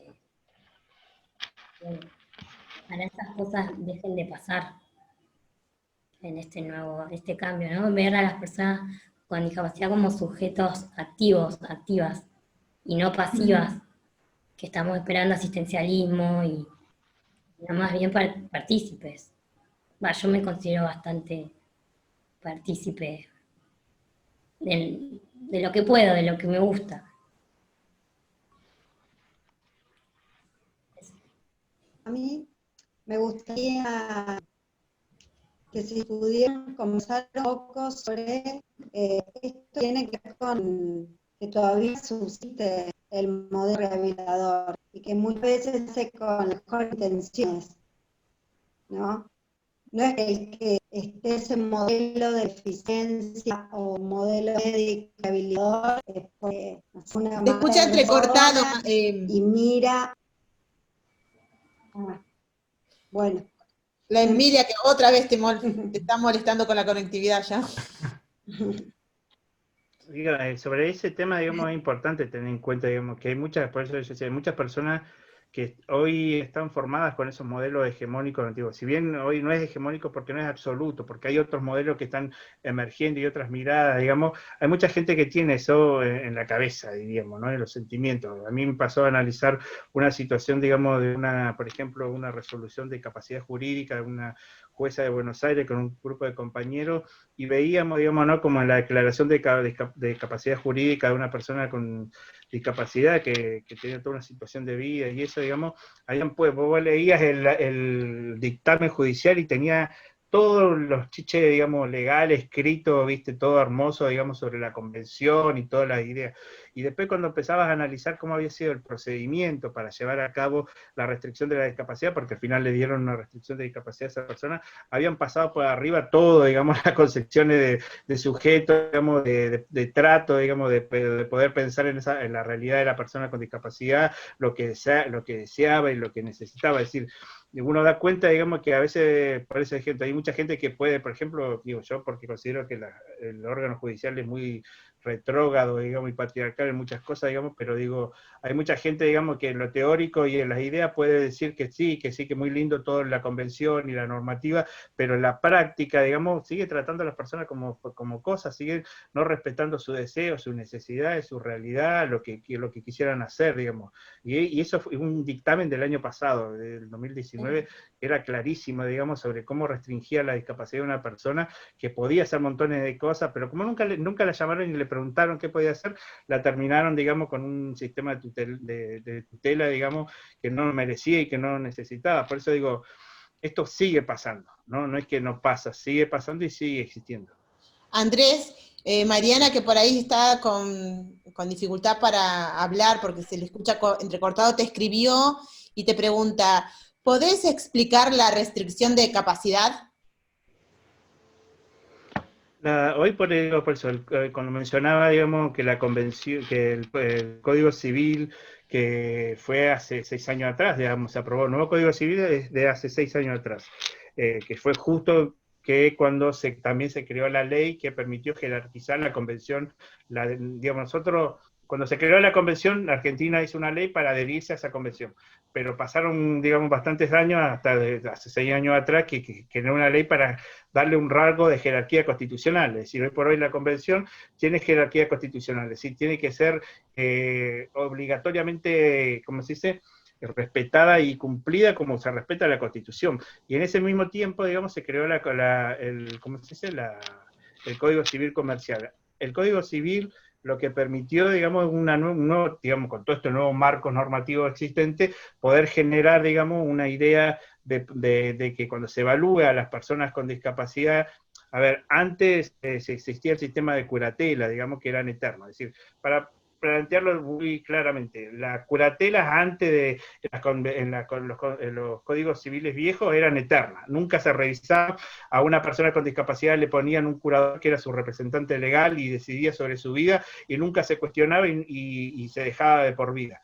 Hoy por hoy, digamos, lo que se pretende hacer porque digo, no está pasando en algunos casos sí, digamos, generar nuevos circuitos y nuevas formas, digamos, con equipos interdisciplinarios, que evalúan cada 2 años, digamos, y que se ponen que tendrían que ver la realidad, digamos, la concepción, digamos, de idea de sujeto que tienen y de lo que está pasando con esa persona con discapacidad, y si tiene necesidad de restringirle una capacidad. No todos.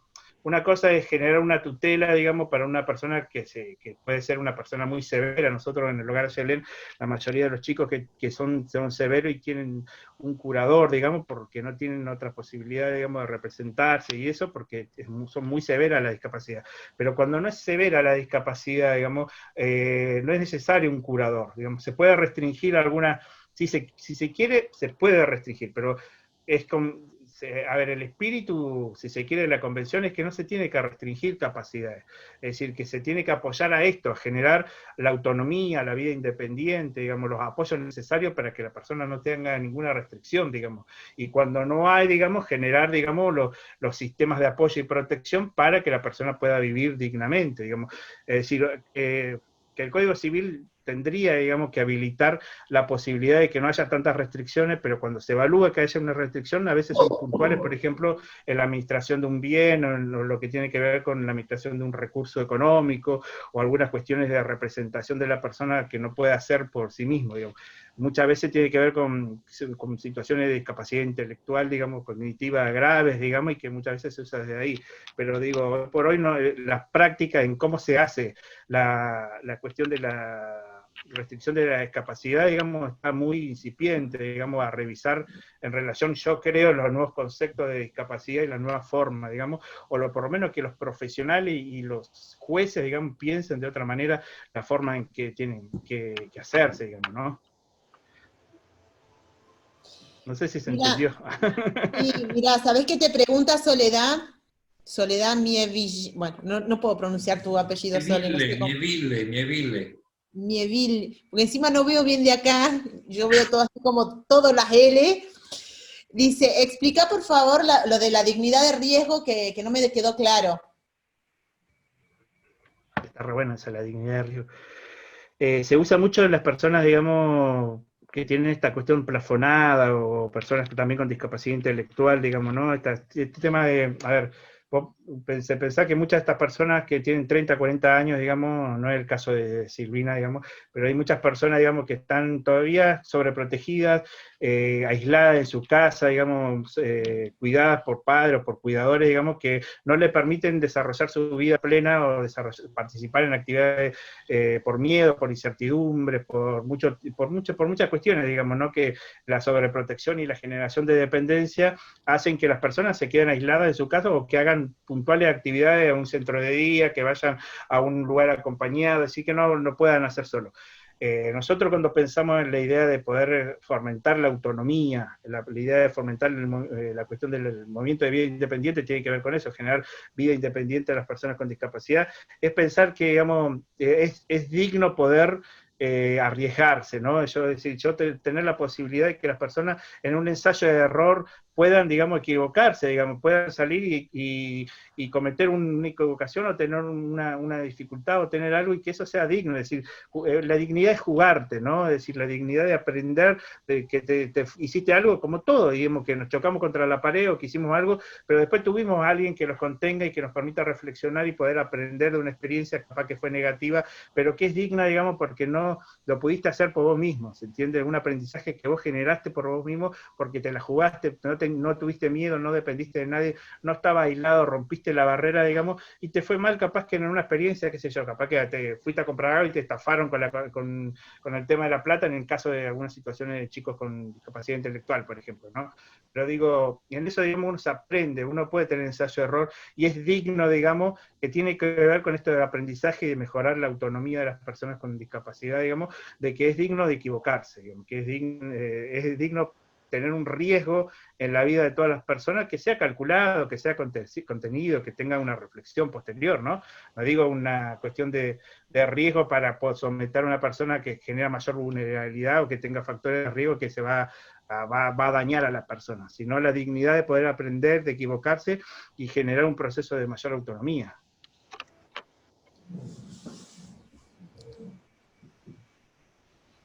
Dani, Marian, dice... Bien.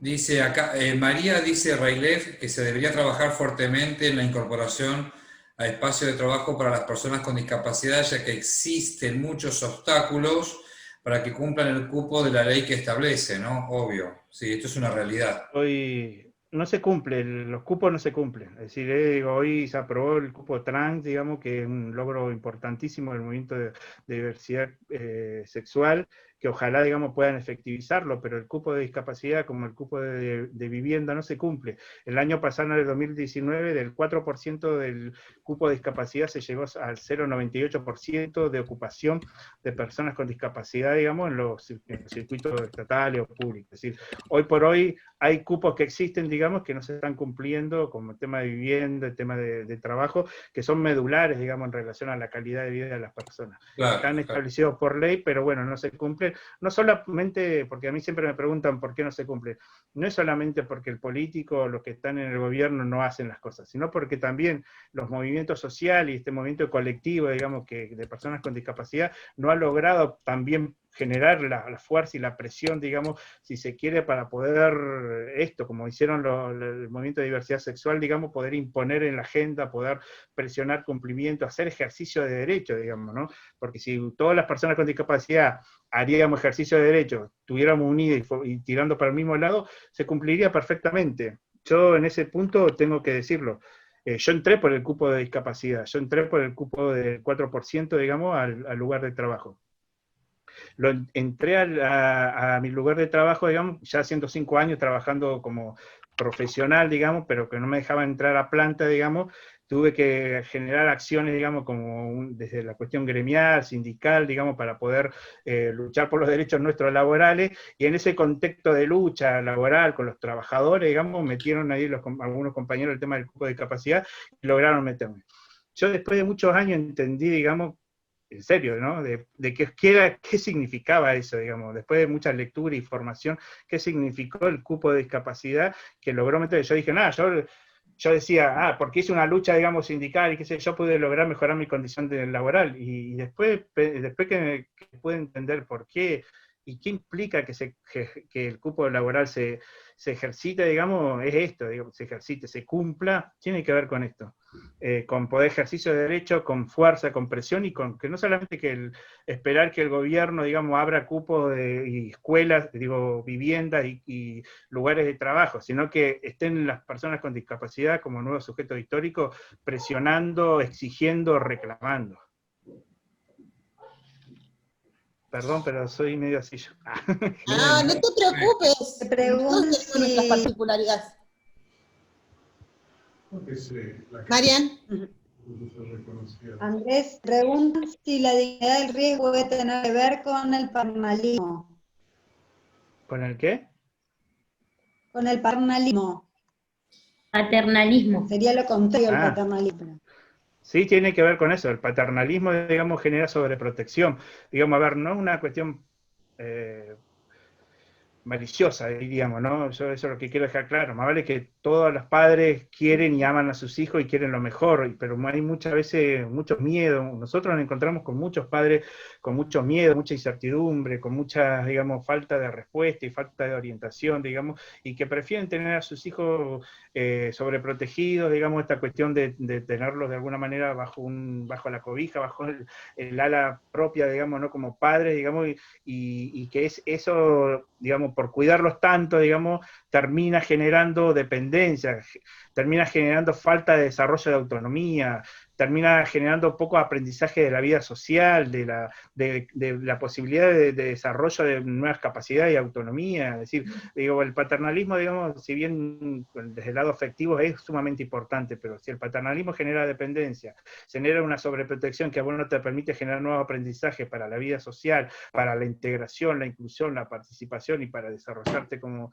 de una mejor calidad de vida, termina siendo una limitación y una restricción que a veces, digamos, cuesta a las personas con discapacidad, porque vos pensás, a una persona con discapacidad, a ver, nosotros nos encontramos con personas con discapacidad que son ya adultos mayores y que tienen a sus papás que los siguen cuidando y son adultos mayores y que esos papás ya se están por ir, digamos, y que muchos de esos hijos que vivieron toda la vida con esos padres, digamos, no lograron tener una autonomía para poder vivir de alguna manera, adaptarse cuando sus padres mueran, digamos, a otro estilo de vida o con otras personas, ¿entendés? Es decir, si uno, y en esto tiene que ver con la planificación del futuro. Muchas familias, no lamentablemente, es una falta también de asesoramiento, de visión, digamos, no se planifica el futuro de las personas con discapacidad. En el caso de las personas, por ejemplo, intelectuales o muy severas, digamos, es decir, no hay planificación de qué se va a hacer cuando el miembro que cuida, el miembro activo que cuida a la persona con discapacidad no esté,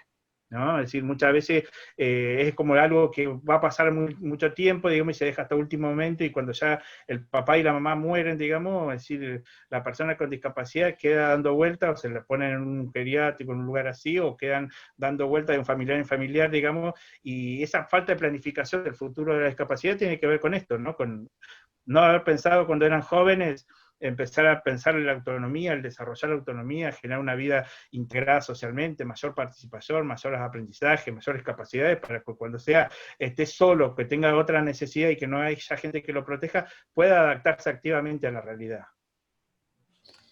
Bien, voy a hacer una aclaración antes de seguir.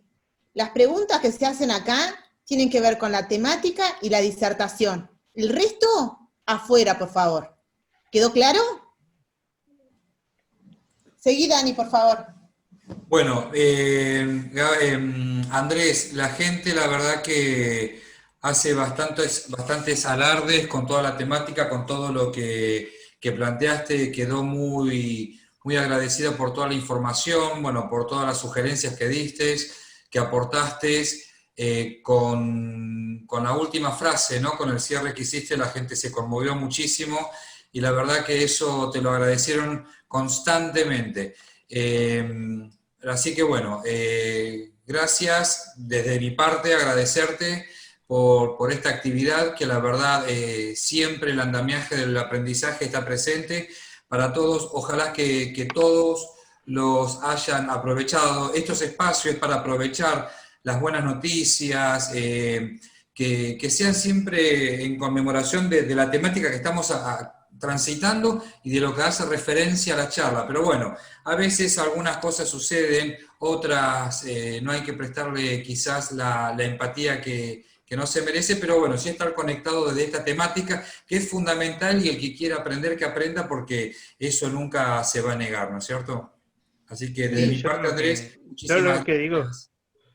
sí, digo, esto con lo que iba a decir al principio, pero no lo digo ahora, pero digo, la idea es mostrar una percepción, la percepción que uno tiene en la trayectoria que uno ha hecho de la práctica y la reflexión.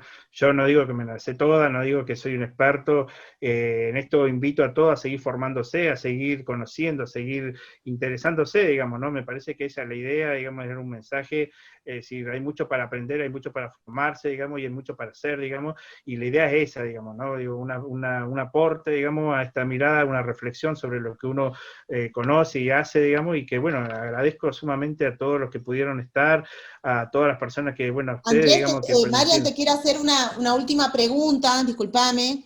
Te dice, a ver, ya la perdí a la Mari, un cachito. Te dice, sugerencias para quienes trabajan en servicios y programas para dar buenas prácticas con personas con discapacidad. Sí, hay un montón, por eso yo lo pasé en una de las filmines, estaba, digamos, pero digamos, básicamente tiene que ver con este tema de todos los articulados que yo planteaba, digamos, ¿no?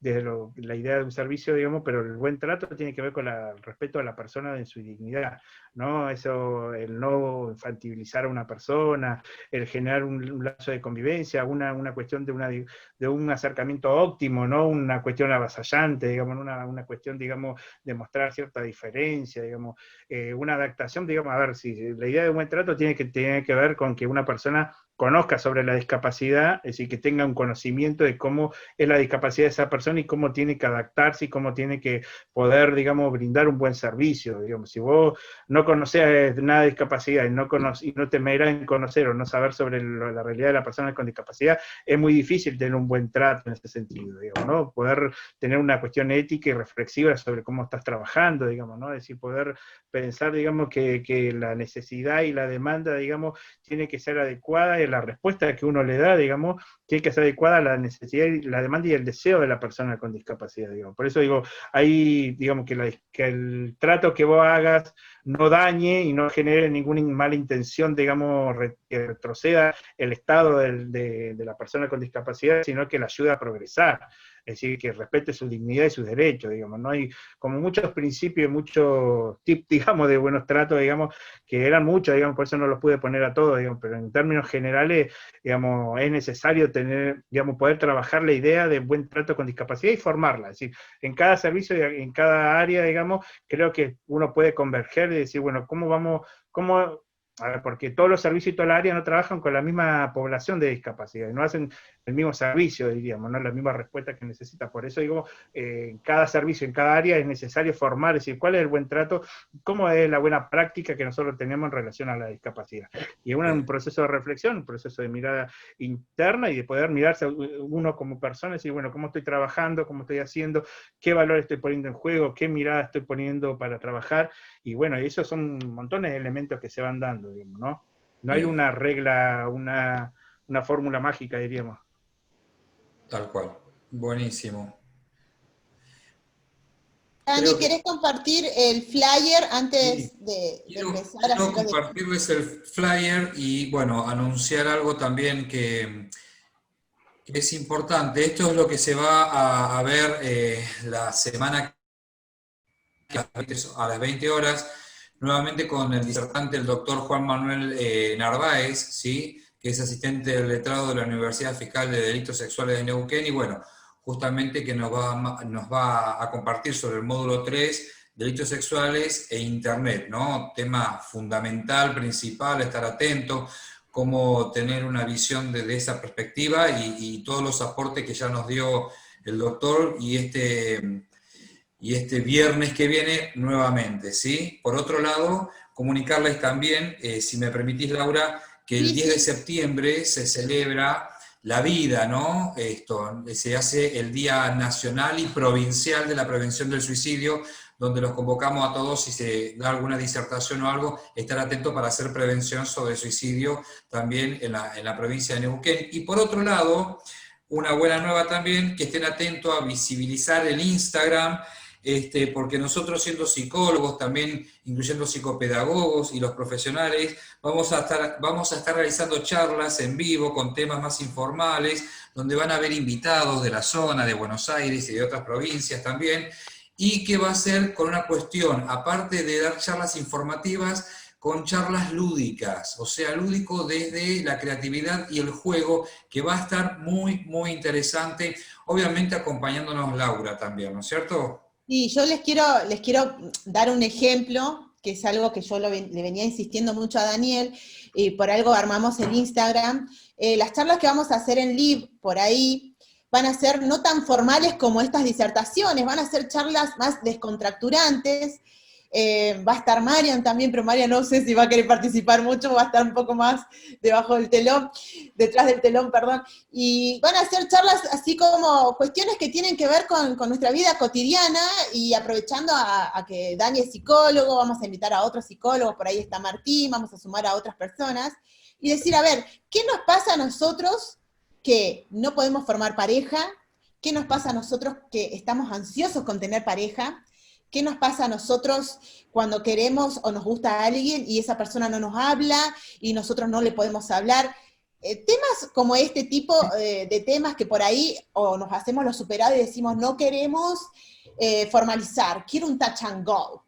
No, vamos a charlar de ese tipo de cosas que quizás acá no se pueden hablar, pero la vamos a desinformalizar en el Instagram. Así que empezá a buscarnos por ahí. Vamos a preguntarnos qué nos pasa, como por ejemplo, punto de partida con el amor. ¿Qué nos pasa con el amor, Dani? Que no podemos amar los que andamos solteros. ¿Qué nos pasa psicológicamente que no puedo tener novio? Me tenés que... No me voy a psicoanalizar ahí en vivo, pero vamos a hacer preguntas y yo me voy a animar porque para el que me conoce sabe que soy bastante dicharachera, pero bueno, vamos a hacer eso. Por ejemplo, yo hago hincapié en el cuadro que tiene Silvina de Diego Rivera. Ama esa mujer abrazada a esas calas, ¿viste? ¿Qué le pasa el amor con esas calas? Bueno, Silvina, obviamente que vas a estar invitada presentándonos ese cuadro, ¿verdad? Dale. ¿Qué pasa con el amor? ¿Qué nos pasa con el amor? Así que bueno, van a estar invitados y van a tener que indagar los Instagram. Buen fin de semana para todos desde mi lado. Gracias, Dani, por estar. Te libero, te podés ir. Gracias por hacerme el aguante. Gracias, Silvia. Adiós. Gracias a todos por estar. Muchas Inserción y muchas gracias por la experiencia.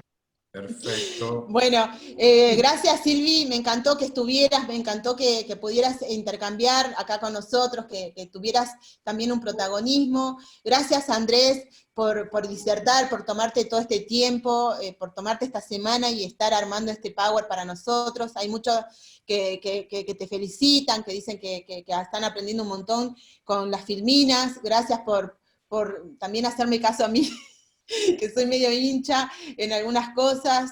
Gracias a todos los que se pudieron. El Instagram, Ale, lo comuniqué, es Fortaleciendo Capacidades, buscanos así todos juntos, Fortaleciendo Capacidades, buscanos en el Instagram, y el usuario para que nos ubiquen en las redes es @fortaleciendo fase 1 todo junto, o buscanos con el Face, Fortaleciendo Capacidades fase 1, y les voy, si tienen lapicera como para que vayan anotando, anoté el teléfono nuestro, tenemos un teléfono con Marian que es 299-60-61-738.